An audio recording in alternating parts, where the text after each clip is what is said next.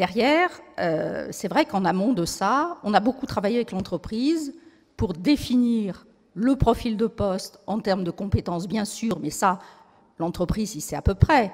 Mais ce qu'il ne sait pas trop, c'est quel est le temps de travail dont il va avoir besoin et quel comportement il veut vraiment de cet individu par rapport à cette fonction et son entreprise elle-même. On est là pour l'aider. Et puis, il y a un point très, très important dans nos petites entreprises, c'est le budget, c'est le coût. Alors souvent, une entreprise va me dire « je prendrais bien quelqu'un, mais pas trop compétent et plutôt jeune parce que je n'ai pas d'argent ». Alors nous, on ne le gère pas comme ça. Une fois qu'on a effectué ce profil de poste et qu'on a bien discuté avec le chef d'entreprise, on dit « ben voilà, nous, on voit les choses autrement. Vous êtes une petite entreprise, vous êtes quelqu'un d'expérience, d'autonome et de responsable. Donc, quelqu'un qui n'a jamais travaillé, il va être perdu chez vous. Donc, nous, on a plutôt tendance à monter la compétence et par contre à diminuer le temps de travail pour respecter le budget de l'entreprise. Et le salarié est ravi parce qu'il est payé à sa juste valeur, on va lui compléter son temps. Mais derrière, effectivement, l'entreprise, on a respecté son budget et la tâche à réaliser dans l'entreprise est parfaitement gérée puisqu'il a quelqu'un qui a l'expérience nécessaire, qui a le recul professionnel, qui a le sérieux adapté et avec lequel il y a une très très bonne relation, puisque malgré tout, on fait un petit peu un mariage à trois là. C'est-à-dire, dès qu'il y a un petit souci, l'entreprise nous appelle en disant « bon, il faudrait peut-être revoir certaines choses », et si le salarié, il y a un souci, il nous appelle de la même façon. Donc, on a un rôle de médiateur entre l'entreprise et le salarié. On est toujours à l'écoute de nos salariés, tout au long du contrat, qui peut durer plusieurs années. Donc, pour le salarié, comme je vous ai dit tout à l'heure, on les embauche en CDI déjà. Ça, c'est important. On gère avec eux un développement de compétences permanent et on effectue un suivi individuel au niveau compétences, mais au niveau personnel aussi. On est parfois un petit peu confident par rapport à des soucis qu'ils peuvent avoir sur la gestion des enfants à l'école le matin, une question d'horaire, etc., qu'ils ne peuvent pas forcément gérer en direct. Là, on intervient auprès du chef d'entreprise, on lui explique, on lui dit voilà, il faudrait peut-être décaler d'un quart d'heure là, parce que le mercredi matin, elle ne s'en sort pas, elle va arriver en retard tous les jours, et puis elle va être stressée, elle ne va pas faire du bon travail. Donc on réfléchit, on adapte. Et puis, il peut y avoir d'autres cas de la vie privée qui font qu'il faut prendre en compte dans la vie professionnelle les éléments pour que le salarié travaille dans de bonnes conditions, l'esprit libre, et que le chef d'entreprise soit satisfait. Ce qui est important aussi, c'est que l'entreprise utilisatrice a effectivement différentes méthodes de travail, et le salarié qui va y travailler, il va acquérir des méthodes différentes dans toutes les entreprises où il va passer. Il va pouvoir aussi adapter et faire des propositions à l'entreprise en disant « dites donc, moi je travaille comme ça de l'autre côté et je vous assure qu'on gagne du temps, c'est pas mal ».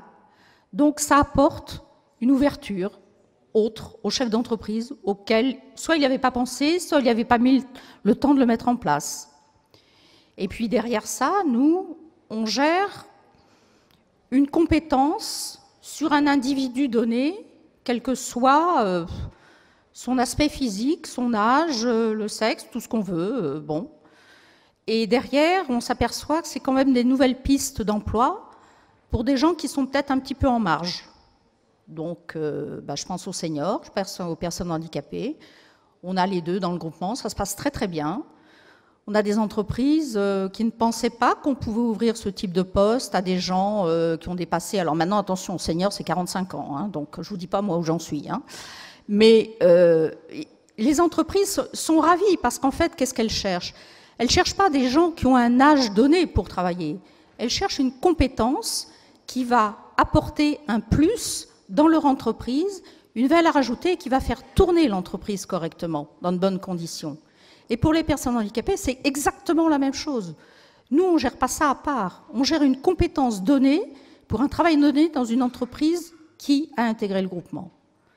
Voilà, c'est un petit peu notre fonctionnement. Donc, en termes d'exemples, j'ai mis quelques exemples pour voir un petit peu ce qu'on peut faire. Alors, gestionnaire RH, 4 jours par mois dans une entreprise, vous voyez que c'est un tout petit temps de travail, et ça fonctionne très bien. Assistante commerciale bilingue allemand dans une entreprise, effectivement, qui avait un souci d'augmenter son potentiel, qui avait déjà quelqu'un, qui n'avait pas de quoi créer un poste à temps plein, et sur lequel on a mis quelqu'un supplémentaire à mi-temps. Et puis, il y a quelque chose qui se fait beaucoup dans les groupements, c'est le qualiticien industriel. J'ai plusieurs entreprises qui sont venues me voir en me disant, ben voilà, nous, on voudrait passer la certification avec les normes ISO, mais on n'a pas les moyens de faire appel à un cabinet. Et puis le cabinet, une fois qu'il a fini la certification, il s'en va. Nous, on ne voudrait pas travailler comme ça. On voudrait travailler de façon souple, c'est-à-dire pendant 1 an, avoir quelqu'un qui vienne au moins 2 jours par semaine pour bien mener la certification. Après, peut-être 1 journée par semaine, ça nous suffirait. Et en termes de suivi, on a continué par 2 jours par mois dans une entreprise. Et c'est la même personne. Et ça fonctionne depuis 3-4 ans. Parce qu'effectivement, l'entreprise, il s'est investi avec ce candidat. Et derrière, bien, il a tout le suivi. Il n'y a pas de cassure dans le fonctionnement. Et ça, très, très important. Puis l'emploi qui se fait effectivement très, très bien à temps partagé, ben, c'est le comptable. Ça, on le sait, puisque on travaille en parallèle avec les cabinets d'expertise comptable. Donc les comptables sont dans les entreprises. Ils fonctionnent à raison de 2 jours par semaine, ou voire même 1 journée. Et derrière, ils fonctionnent avec le cabinet d'expertise comptable qui est là pour valider les choses, sortir les liasses fiscales, sortir tout ce qu'il y a à sortir. Mais ça se passe en bonne intelligence et ça permet à l'entreprise de garder sa comptabilité en interne. Parce qu'effectivement, le choix de certaines entreprises, surtout au début, c'est de dire on externalise tout. Alors c'est bien, mais donner toutes les pièces à l'extérieur, c'est pas toujours évident pour le chef d'entreprise. Et quand il a besoin d'une information comptable, ben, il l'a pas sur place. Donc, vous voyez, c'est réfléchir à travailler un peu autrement. Et ça, aujourd'hui, c'est très, très important. J'ai essayé d'être très rapide et très, très carré dans ce que je vous ai dit. J'espère que ça va vous susciter beaucoup de questions après et de remarques. Donc, il ne faut pas oublier qu'on est une association. Notre objectif, c'est quoi? C'est un modèle économique et une fidélité sociale. Pour nous, c'est créer aujourd'hui les emplois de demain. Parce qu'un groupement d'employeurs, c'est créer de l'emploi. Et c'est apporter un service aux entreprises qui sont membres du groupement. Et derrière, on est certain d'avoir la bonne personne au bon endroit, la bonne compétence dans les entreprises qui sont membres du réseau. Voilà.